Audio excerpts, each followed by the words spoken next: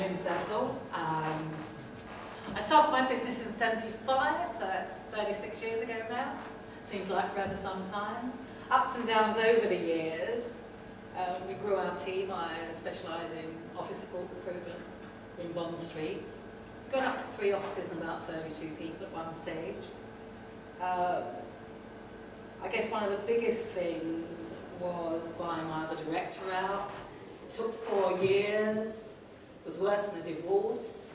True love cost me $500,000, but it got to the stage where he was having a negative effect on the business. He wasn't involved in the business. So yeah, half my hair fell out. After that, we were doing quite well, really. We were profitable, we had a strong balance sheet, relatively $500,000 or so. And then in January 2002, I discovered that my finance director had stolen somewhere between £500,000 and £1 million. I sat next to him 3 days a week for 6.5 years. What we think he did was steal the cheques our client sent us. And as he ran the accounts, you know, I'd say, how come we haven't got any money in the bank? You know, we've done really well, we've made profits, how come? He'd say, oh, well, you know, he would think we lied like that. So initially I thought it wasn't too bad, we'd be able to keep going. I'd just taken out a second mortgage of $100,000 to do a buy-to-let, and that disappeared. I was £2,000 a month still going out of my account. And eventually I realised, 3 or 4 months later, that he hadn't just stolen the profits. It wasn't just 100,000, 200,000. It was somewhere between $500,000 and $1 million. And actually, I could have thought the PAYE, that was about $250,000. I discovered a few days after he left.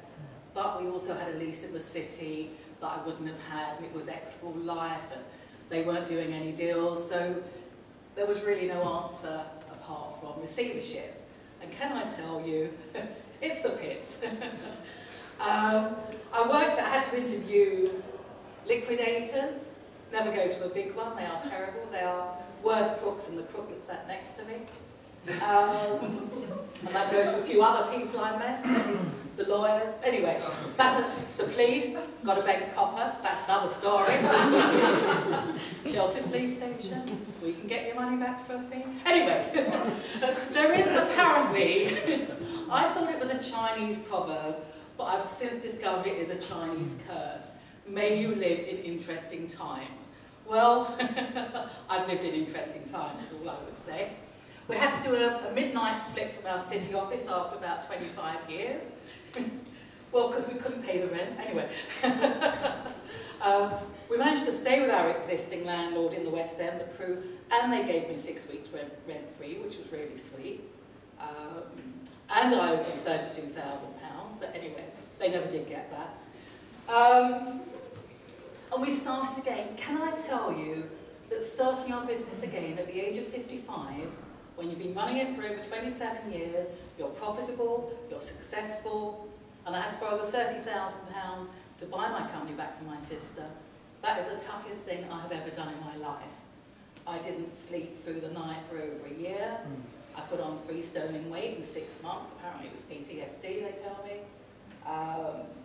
You can barely get yourself up in the morning, and it's really, really hard.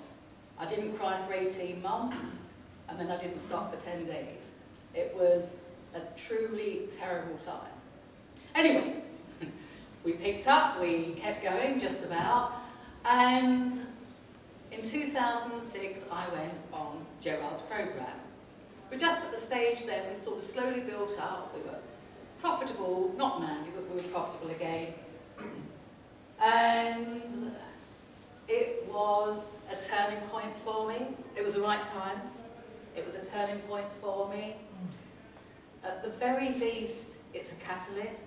All those things we've been thinking about for ages. You know, why don't we do... You just put it in a plan and you feel more settled somehow. There's not so much whizzing around. So that's the very least. For me, actually, it re-energised me. It gave me my passion back for my business because I'd just been existing.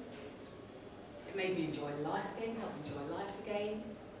We went from, I think that year we had a profit of, say, 40, 50,000. And I said to my team, about a dozen of them, if we make £200,000 next year, thought there's no way, we'll go up to the south of France, weekend, all expenses paid. We went to Mougins, the Mascondil, it's a relais chateau. There was a champagne by the swimming pool as we came in. We had the most fabulous weekend the next year. We made £209,000.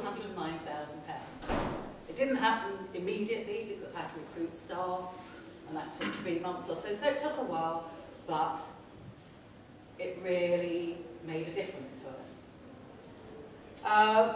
The worst thing about the fraud, actually, it might sound silly, it sounds really crazy, you can get used to losing the money.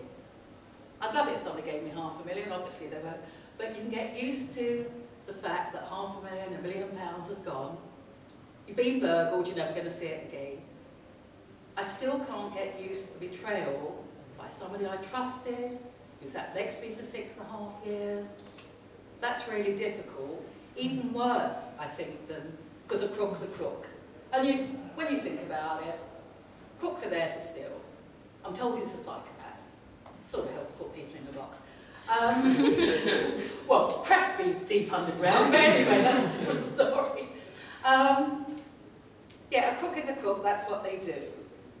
But what I found the worst of all, I've been with my auditors, H.W. Fisher, top 25 firm for 17, 18 years. They didn't notice this guy had stolen all this money. It went back for 3 years, all the figures were wrong, the balance sheet was £500,000 out. And when it came up, they were suddenly much more distant, and all they were worried about was professional negligence. And when I got a bit of energy together, I went to the Institute of Chartered Accountants and started my complaint. It took me 2.5 years because they kept putting it off. But last June I won my case, my complaint against them.